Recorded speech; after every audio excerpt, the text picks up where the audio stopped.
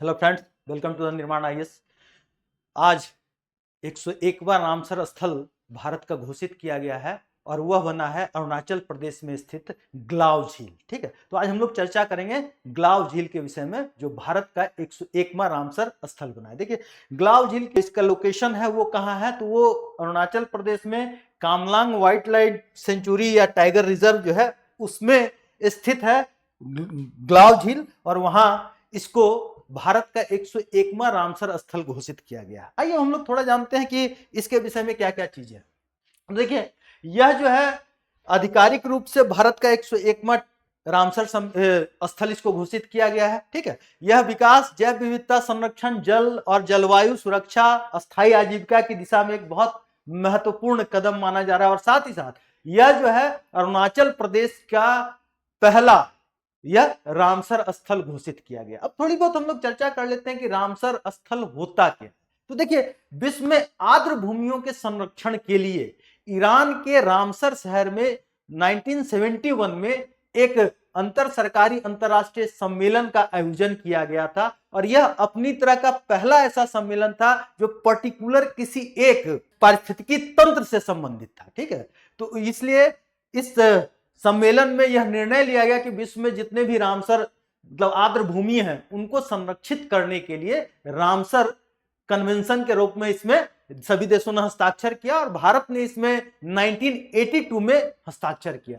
भारत का पहला जो रामसर स्थल या कह लीजिए पुराना रामसर स्थल है वह चिल्का झील उड़ीसा और राजस्थान में केवलादेव नेशनल पार्क है, और अभी एट प्रेजेंट में जो है वह कौन सा है, तो वह है 101वां ग्लाव झील। ठीक है, अब यहां पर एक चीज उठती है कि आखिर आर्द्र भूमि होती क्या है। आर्द्र भूमि के विषय में अगर हम लोग जाने, यह एक ऐसा भूभाग होता है जो स्थलीय और जलीय पारिस्थितिकी तंत्र के बीच स्थित होते हैं।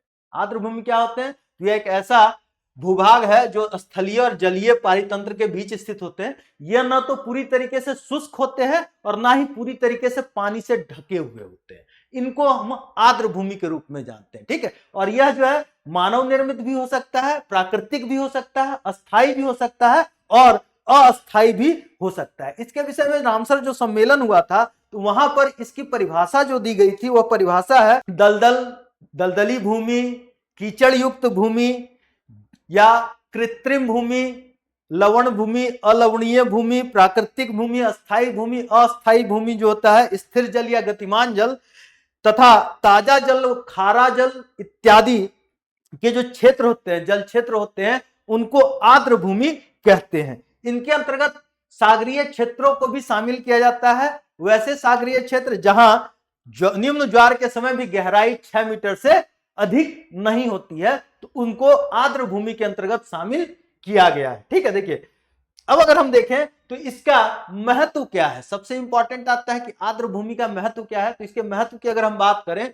तो यह क्या करती है आर्द्र भूमि, तो सबसे पहले बाढ़ नियंत्रण और भूजल पुनर्भरण में अत्यंत सहायक होती है। यह बाढ़ नियंत्रण भी करती है और ग्राउंड वाटर टेबल रिचार्ज करने में भी सहायक होती है। दूसरा क्या है, यह जल प्रवाह धीमा कर मिट्टी का कटाव रोकती है, तूफानों से बचाव करती है। जैसे इसका सबसे बढ़िया एग्जांपल आप देखें तो मैंग्रोव जो समुद्र के किनारे आप देखते हैं, सुंदरवन सबसे बड़ा जो भारत का रामसर स्थल है, तो वहां पर जो मैंग्रोव के वन पाए जाते हैं, पारितंत्र पाए जाते हैं, वो क्या करते हैं, तूफानों को रोकने का भी काम करते हैं। ठीक है, साथ ही साथ जलवायु संरक्षण में भी इसकी महती भूमिका होती है। प्राकृतिक सुरक्षा कवच और जल गुणवत्ता में सुधार करता है। जैव विविधता, यहां पर अनेक प्रकार के पशु एवं पक्षियों की मतलब पेड़ पौधों की प्रजातियां, वनस्पति की प्रजातियां और जंतुओं की अनेक प्रकार की प्रजातियां यहां पाई जाती है, जिससे यह जैव विविधता में काफी समृद्ध होता है। ठीक है, साथ ही साथ अगर हम देखें तो यह विभिन्न प्रकार के जलीय पक्षी और प्रवासी पक्षियों का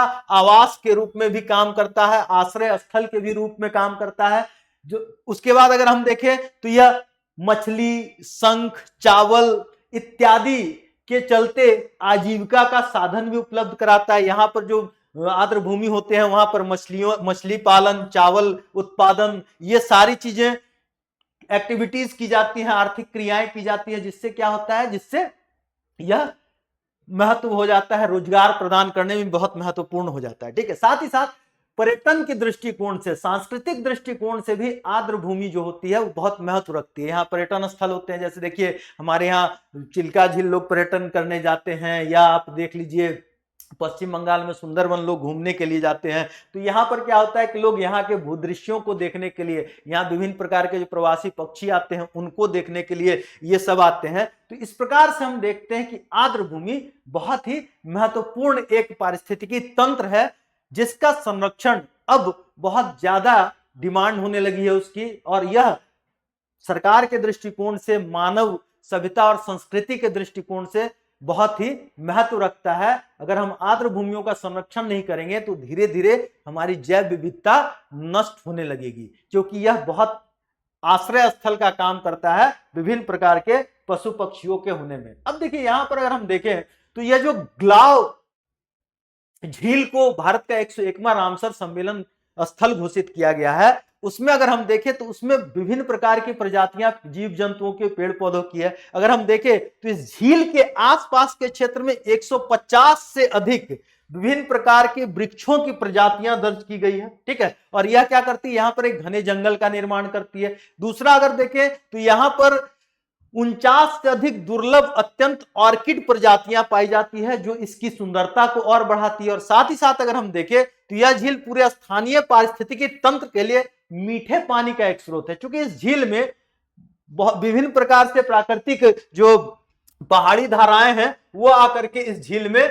मिलती है। और इसकी वजह से हम क्या देखते हैं कि यहाँ पर देखिए ये जो झील है, विभिन्न प्रकार की जो पहाड़ी धाराएं हैं वो आकर के इसमें मिलती है, और इससे क्या होता है, इसमें ताजे पानी की, मीठे पानी की आपूर्ति निरंतर बनी हुई रहती है। तो इस प्रकार से यह एक अरुणाचल प्रदेश राज्य के लिए गौरव का भी क्षण है कि वहां उसको उसका पहला आर्द्र भूमि स्थल मिला है।